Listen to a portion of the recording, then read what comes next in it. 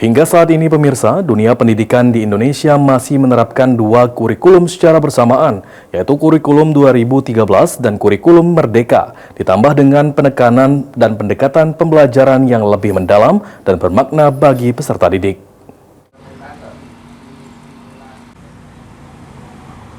Hingga saat ini dunia pendidikan di Indonesia masih menggunakan dua kurikulum secara berdampingan, yaitu kurikulum 2013 dan kurikulum Merdeka.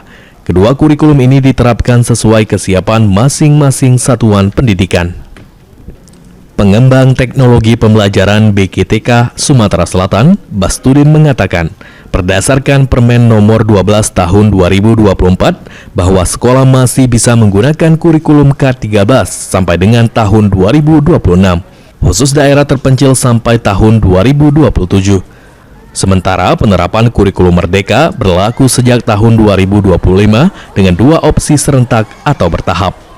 Terdapat penambahan pendekatan pembelajaran mendalam yang menekankan pada penciptaan proses belajar yang berkesadaran, bermakna, serta menggembirakan untuk mengembangkan potensi siswa secara holistik melalui olah pikir, olah hati, olah rasa, dan olahraga.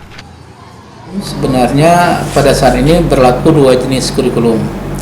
Pertama, kurikulum 2013 dan kurikulum Merdeka. Jadi di Peraturan Menteri nomor 12 tahun 2024 bahwa sekolah itu masih bisa menggunakan kurikulum 2013 sampai dengan paling lambat 2026.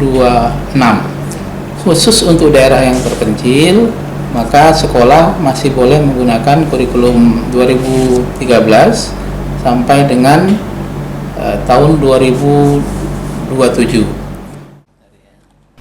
Adapun penambahan tersebut bertujuan agar siswa dapat memahami konsep secara mendalam, menghubungkannya dengan dunia nyata, serta mengembangkan keterampilan berpikir tingkat tinggi dan keterampilan.